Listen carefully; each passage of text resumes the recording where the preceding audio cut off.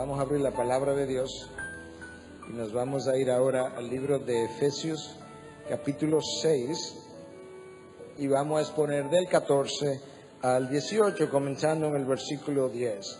Por lo demás, fortaleceos en el Señor y en el poder de su fuerza, revestíos con toda la armadura de Dios para que podáis estar firmes contra las insidias del diablo. Porque nuestra lucha no es contra sangre y carne, sino contra principados, contra potestades, contra los poderes de este mundo de tinieblas, contra las huestes espirituales de maldad en las regiones celestiales.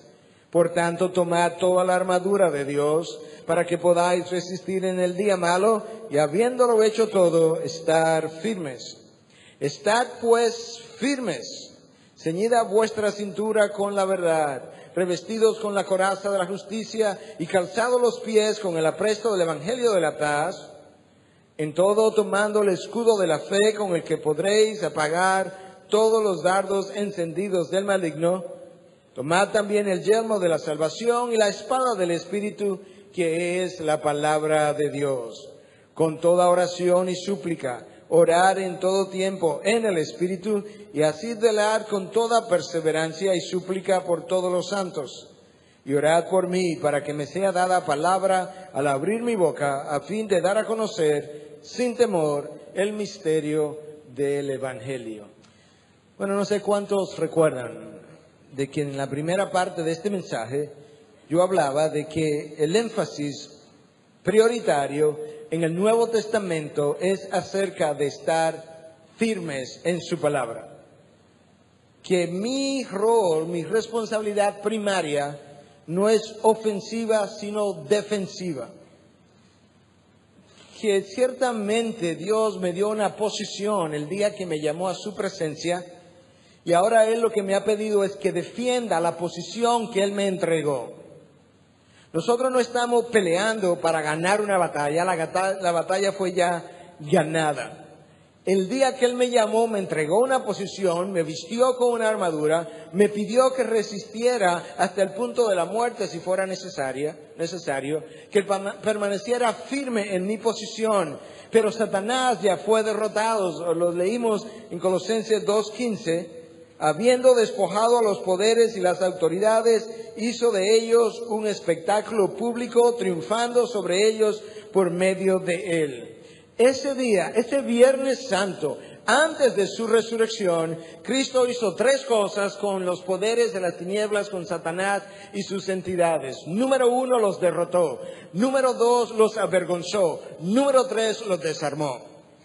Y todo eso está en este versículo que yo acabo de leer. De alguna manera, Cristo se burló de los poderes de las tinieblas el día que Él murió en la cruz e hizo un espectáculo público delante de ellos. Yo no necesito ganar la guerra está ganada. El enemigo rehúsa aceptar su derrota. Dios simplemente me ha pedido defender la posición que Él me entregó el día que me dio salvación. Y en ese sentido me ha pedido estar firme en su fe, en su palabra, en su voluntad, en su propósito y en su propósito soberano. Yo no necesito ya vivir cuidando tanto del enemigo. Dios ha dicho que Él es mi escudo. Yo he dicho ya 2 o 3 veces en esta mañana que no sé cuántos de nosotros nos percatamos de qué forma tan clara Dios nos ha dejado dicho que Él se encarga de mi protección. Y no solamente de la protección de lo que pudiera ocurrir a mi alrededor, Él se encarga de la protección mía contra el maligno. Escúchalo de esta manera, 2 Tesalonicenses 3:3. Pero fiel es el Señor, quien os fortalecerá y protegerá del maligno. Dios dice en un solo versículo, no solamente que Él está comprometido con fortalecer mi vida de fe, Él está comprometido con protegerme nada más y nada menos que del maligno mismo. Quizás esa es la razón por la que cuando los discípulos le preguntaron, Maestro, enséñanos a orar porque no sabemos, Él limitó su guerra espiritual a líbranos del maligno. Porque esa labor es de Él. Yo no puedo luchar contra un enemigo que es mayor que yo, más poderoso, más numeroso y que es invisible, a que yo no sé ni de dónde viene, por dónde va, ni cómo viene, ni cómo quiere atacarme. Si Él no hace ese trabajo por mí, el chance de yo poder ganar esta lucha es mínimo. Ayer mismo, al final de una conferencia para un grupo de pastores, alguien me hacía una pregunta. Yo decía, yo quiero hacerle una pregunta. Si usted tiene un hijo de 5, 4, 6, 7 años, no importa, y usted ve a un enemigo acercarse, usted me va a decir que usted va a permitir que el enemigo lo ataque y no va a hacer nada porque esa es su responsabilidad defenderse, o usted va a brincar de donde está, va a correr y se va a meter entre el enemigo y su hijo para socorrerlo y protegerlo. Eso es mi Dios cuando ve el enemigo que viene en mi contra. Y esa es la razón por la que Dios le dice a Josué, en Josué 23:10, un solo hombre de vosotros hace huir a 1000, porque el Señor vuestro Dios es quien pelea por vosotros. Dios tiene un interés en verme triunfar sobre Satanás. Dios vio a Satanás triunfar sobre Adán, mi representante. Dios envió a su Hijo para revertir todo el proceso, para destruir las obras del diablo. Y ahora Él tiene un interés personal que Él cuida de manera extraordinaria en ver cómo Él revierte el proceso y verme a mí triunfar sobre mi enemigo. Y por eso es que Dios tiene todo su carácter invertido en esta guerra. Tanto así que, oye como Juan lo dice en 1 de Juan 5:18, sabemos que todo el que ha nacido de Dios no peca, sino que aquel que nació de Dios, escúchame ahora, si tú has nacido de nuevo, ¿qué es la pregunta? Pero todo aquel que nació de Dios, Dios lo guarda y el maligno no lo toca. Ahora, yo puedo creer eso, o yo puedo creer todas las corrientes que andan por ahí diciendo lo contrario. Dios afirma en su palabra que cuando yo nazco de nuevo, Él me ha comprado por sangre, yo paso a ser su propiedad y que Él pone un sello alrededor de mí de tal manera que el maligno no me toque, a menos que Dios dé permiso. Pero Dios da permiso para que eso ocurra en uno de dos casos. O cuando Él está haciendo un trabajo extraordinario en mí, como fue el caso de Job, o como fue el caso de Pablo, donde Él permitió que este mensajero de Satanás lo abofeteara para que no se exaltara de sus revelaciones, en cuyo caso Satanás no es más que el puppet, el instrumento en las manos de Dios para Dios hacer su trabajo. O Dios lo permite cuando yo, habiendo nacido de nuevo, he andado en desobediencia, y Dios permite que Satanás me toque precisamente para que yo escarmiente y no vuelva a repetir la desobediencia en la cual yo he incurrido. Eso lo hago a manera de puente entre un mensaje y otro, de conexión y de sellar mejor nuestro entendimiento acerca de cómo se da esta guerra espiritual. Pero ahora yo quiero que pasemos al texto de hoy, donde se nos describen los instrumentos, las piezas de la armadura y las armas que Dios nos ha entregado. Y para yo entender esto, yo necesito hacer dos cosas. En primer lugar, yo necesito remontarme al primer siglo y pensar como alguien que está leyendo esta carta de Pablo en ese contexto.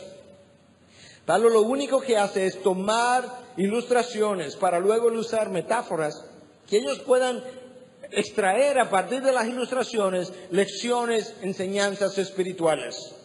Él habla de una carrera porque él conocía de los Juegos Olímpicos. Él habla de atletas porque él conocía de los Juegos Olímpicos de Griega, de los Juegos Olímpicos de Corinto. Él conocía de todo eso y ellos estaban familiarizados con esos eventos.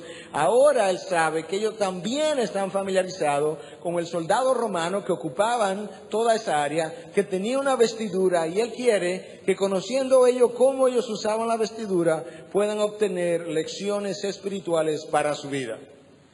En segundo lugar, yo necesito entonces identificar las armas o las piezas de la armadura. Y en el texto que yo leí, nosotros leímos acerca de un cinturón, leímos de una coraza, de calzados, de un escudo, de un yelmo o casco y de una espada. 6 cosas. Y yo quiero que la veamos, quizás no en el mismo orden, pero que la veamos una por una. El texto comienza hablándonos de que yo necesito ceñirme la cintura con la verdad. Esa armadura tenía un cinturón que variaba de tamaño, de anchura, pero la función del cinturón era la misma. El soldado romano en esa época tenía túnicas muy largas y esas túnicas entonces muchas veces los hacían tropezar. Y antes del combate, antes de la batalla, ellos se subían la túnica y por detrás del cinturón metían la túnica precisamente para que no se le enredara en los pies. Esta pieza, el cinturón, era clave. En segundo lugar, era en ese cinturón donde ellos colocaban la espada con la que se iban a defender. Eso es una pieza clave, porque esa pieza sostiene mi instrumento ofensivo. Y en tercer lugar, el soldado romano tenía una coraza que le cubría el abdomen, el tórax, el abdomen por delante y por detrás, y esa coraza estaba atada, relacionada al cinturón también. De tal forma que si este cinturón no quedaba bien puesto, no quedaba bien atado, el chance de que esa armadura se deshiciera en medio del combate y de que el soldado entonces perdiera el combate era sumamente alto. Y quizás por esto Pablo comienza con el cinturón de la verdad, para que yo entienda ahora cómo eso se aplica a mi vida. La palabra verdad es crítica en la revelación de Dios, hasta el punto que Cristo dijo, yo soy la verdad. 396 veces aparece esa palabra en la Biblia de las Américas, casi 400 veces. Y nos da una idea de qué tan importante es esto para Dios, de varias maneras. Pero lo primero que yo necesito entender es que yo no puedo tener victorias espirituales si yo no ando en verdad. ¿Cuántos hijos de Dios pretenden tener victorias en el ámbito espiritual andando en pecado y por tanto fuera de la verdad? Y la razón por la que muchas veces eso continúa por años es porque siempre y cuando yo pueda arreglármelas para que mi pecado no se descubra, yo no sea expuesto, yo no pase vergüenza, no me importa cometerlo. Mi problema no es tanto con la ofensa a Dios, sino con la vergüenza que pudiera pasar. Pero resulta que cuando Dios me ve, Él no está interesado en que yo pase o no vergüenza. Ese no es su problema. Él está interesado en que yo viva una verdad, no solamente delante de los hombres, sino en el interior de mi corazón. David decía en el Salmo 51, versículo 6, he aquí, tú deseas la verdad en lo más íntimo y en lo secreto me harás conocer sabiduría. David sabía y aprendió que Dios no tiene un interés en que yo quede bien delante de los hombres, ni que los hombres piensen que yo soy veraz. No, que Dios tiene un interés en que en el interior de mi corazón, ese corazón sea congruente con su verdad. Es ahí en el interior donde Dios quiere que yo viva esa verdad.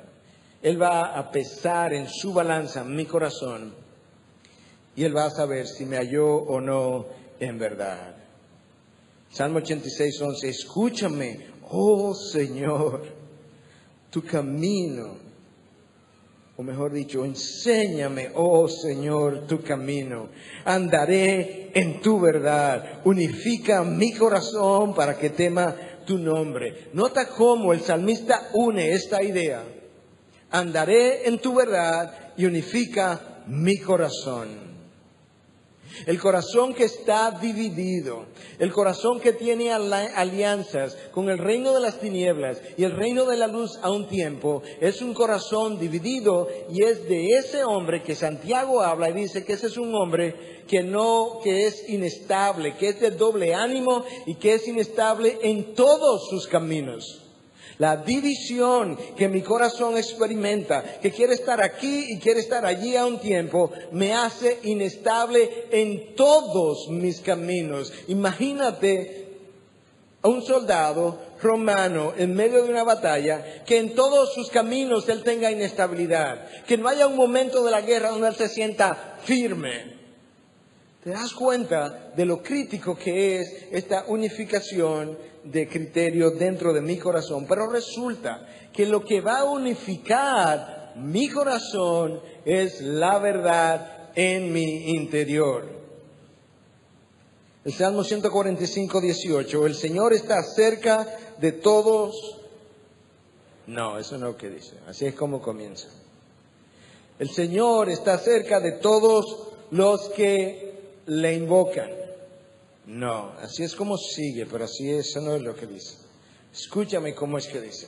El Señor está cerca de todos los que le invocan, coma, de todos los que le invocan en verdad. ¿Cuántas veces no hemos nosotros en oración invocado el nombre del Señor, no estando mi vida en verdad? Dios dice, yo no me acerco al que invoca mi nombre simplemente, yo me acerco al que invoca mi nombre y al invocarlo está en la verdad. El mismo salmista escribe más adelante en el Salmo 66, 18 y dice, si yo albergara iniquidad en mi corazón, Dios no me escucha. Es la misma idea. Cuando yo invoco el nombre de Dios y no estoy en su verdad porque estoy en pecado, Dios no está cerca de mí, aunque invoque su nombre. Cuando yo oro, estando yo en pecado, Dios no escucha mi corazón, aunque yo haya hecho esa oración en su nombre. Es lo mismo orar como no orar cuando yo estoy en pecado, a menos que mi oración sea uno de arrepentimiento. ¿Te das cuenta de lo crítico que es este cinturón? De lo vital que es para la armadura, para sostener todo lo que van a ser mis instrumentos defensivos a la hora de la lucha. El problema es que cuando no estoy en verdad, yo me he identificado, pero no con Dios. Yo me he identificado con el padre de mentiras. Juan lo identifica claramente en el capítulo 8, versículo 44. Soy de vuestro padre, el diablo, y queréis hacer los deseos de vuestro padre. Él fue un homicida desde el principio y no se ha mantenido en la verdad. Escucha esto, no se ha mantenido en la verdad porque no hay verdad en él. No hay nada que Satanás pueda hacer, decir, representar, que sea veraz, que sea verídico. Él es mentiroso por naturaleza. Cuando habla mentira, habla de su propia naturaleza, porque es mentiroso y el padre de la mentira. La palabra padre, una vez más, en el hebreo, implica origen, originador, que le ha dado inicio. Satanás es el originador de las mentiras en nuestras vidas. Ahora, yo creo que es importante, antes de salir de este concepto del cinturón de la verdad, que nosotros reconozcamos que en este cinturón de la verdad está colocada, o iba colocada, la espada de la verdad. Esas dos cosas estaban íntimamente relacionadas. Y la espada del Espíritu, o la espada de la verdad, es precisamente su palabra.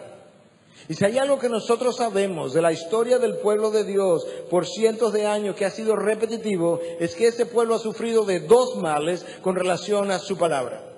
El primero de esos dos males es falta de conocimiento. Mi pueblo perece por falta de conocimiento, Oseas 4:6.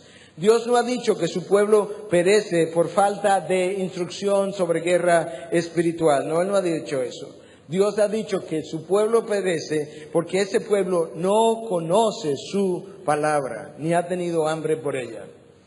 Y número dos, el otro mal del cual ha sufrido el pueblo de Dios es ortodoxia, conocimiento de la palabra en la cabeza, sin ortopraxis, sin práctica de la palabra. Conocimiento sin práctica. Y Santiago conoce lo crítico que es esta disociación entre una cosa y la otra. Cuando él comienza a llamar la atención en Santiago 1, versículo 22 en adelante, dice: sed hacedores de la palabra y no solamente oidores que se engañan a sí mismos. Vamos a pausar un momento. Santiago dice que cuando yo oigo la palabra o la leo y no la pongo en práctica, lo único que estoy haciendo es autoengañándome. Y la manera como me autoengaño es que yo creo que porque la leí, que porque la oí e incluso porque la haya recordado, que con eso ya yo complací a Dios y me quedo con un sentido de, oh, no, yo estoy aprendiendo mucho. No, imagínate, yo hasta fui al seminario, fui al instituto, ya yo me gradué. Mira todo lo que yo sé. Y Santiago dice, eso no es como se nos examina en el reino de los cielos. Porque si alguno es oidor de la palabra y no hacedor, ahí está el examen, es semejante a un hombre que mira su rostro natural en un espejo, pues después de mirarse a sí mismo e irse, inmediatamente se olvida de qué clase de persona es. Leo la palabra, leo acerca del pecado que sea, mi orgullo, mi mentira, mi avaricia, mi envidia, mi celo, vanagloria, lo que usted quiera. Wow, sí, la verdad que uno es pecaminoso, sí. Hola, ¿cómo tú estás? Mas nunca vuelvo a pensar en eso. Oigo el sermón, sí, ese sermón me dio duro. Duro. Bajamos la escalera. Oh, fulano, ¿cómo tú estás? Vamos a comer pizza, nos vamos. Y más nunca yo vuelvo a pensar en el golpe tan duro que yo dije que me dieron. Y yo pienso que como lo oí y admití que me dieron duro, que ya el trabajo está hecho. Y Dios dice, no, eso es un oidor. Vamos a ver ahora, del lunes en adelante, quiénes son los hacedores de lo que oyeron. Oye cómo Santiago continúa. Pero el que mira atentamente a la ley perfecta, no el que lee la ley, el que la mira atentamente. El que lee un versículo y dice, wow. Déjame leerlo otra vez. Y vuelve y lo lee. Y cuando va 3 versículos más adelante, no es que el versículo 7, déjame leerlo otra vez porque eso me ha confrontado. Y en ese mirar atentamente, cuidadosamente, repetitivamente, el que mira atentamente la ley perfecta, la ley de la libertad, y no solamente que le dio para adelante y para atrás a su lectura, y permanece en ella, no habiéndose vuelto, un oidor olvidadizo, sino un hacedor eficaz, este será bienaventurado en lo que hace. El bienaventurado no es el oidor. El bienaventurado no es ni siquiera el meditador. El bienaventurado no es ni siquiera el recordador, el que recuerda, el que memoriza. El bienaventurado es el hacedor de lo que oyó. Y es bienaventurado en lo que él hace. Ahora, Santiago llama a esta ley de Dios, no la ley restrictiva de mi voluntad y de mi vida, sino la ley de la libertad.